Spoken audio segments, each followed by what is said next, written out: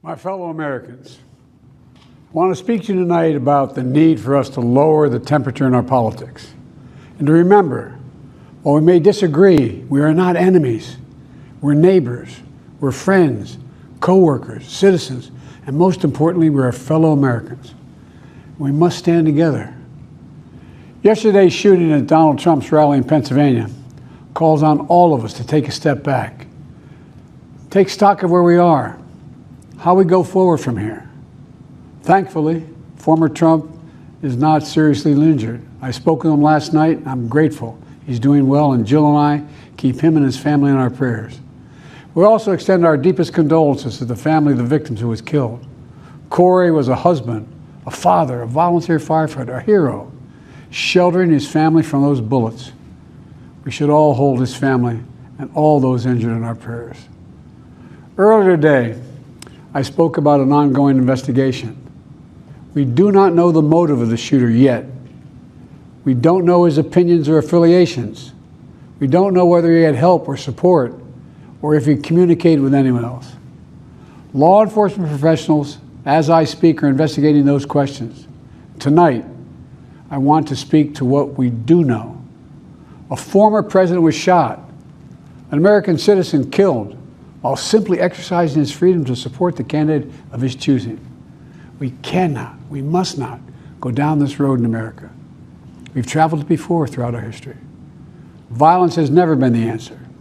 Whether it's with members of Congress of both parties being targeted and shot, or a violent mob attacking the Capitol on January 6th, or a brutal attack on the spouse of former Speaker of the House, Nancy Pelosi, or information and intimidation on election officials, or the kidnapping plot against the sitting governor, or an attempted assassination on Donald Trump. There is no place in America for this kind of violence, or for any violence ever. Period. No exceptions. We can't allow this violence to be normalized. You know, the political record in this country has gotten very heated. It's time to cool it down. We all have a responsibility to do that. Yes, we have deeply felt strong disagreements. The stakes in this election are enormously high.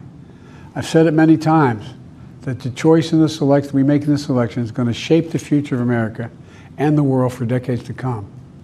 I believe that with all my soul. I know that millions of my fellow Americans believe it as well. And some have a different view as to the direction our country should take. Disagreement is inevitable in American democracy. It's part of human nature. But politics must never be a literal battlefield, and God forbid, a killing field. I believe politics ought to be an arena for peaceful debate, to pursue justice, to make decisions guided by the Declaration of Independence and our Constitution. We stand for an America, not of extremism and fury, but of decency and grace. All of us now face the time of testing as the election approaches. And the higher the stakes, the more fervent the passions become. This places an added burden on each of us to ensure that no matter how strong our convictions, we must never descend into violence. The Republican convention will start tomorrow. I have no doubt they'll criticize my record and offer their own vision for this country. I'll be traveling this week making the case for our record and the vision, my vision of the country, our vision. I'll continue to speak out strongly for our democracy, stand up for our Constitution and the rule of law, to call for action at the ballot box, no violence on our streets. That's how democracy should work. We debate and disagree. We compare and contrast the character of the candidates, the records, the issues, the agenda, the vision for America. But in America, we resolve our differences at the battle box. You know, that's how we do it, at the battle box, not with bullets. The power to change America should always rest in the hands of the people, not in the hands of a would-be assassin. You know, the path forward through competing visions of the campaign should always be resolved peacefully, not through acts of violence. You know, we're blessed to live in the greatest country on earth, and I believe that with every soul, every power of my being. So tonight, I'm asking every American to recommit, to think about it. What's made America so special? Here in America, everyone must be treated with dignity and respect, and hate must have no safe harbor.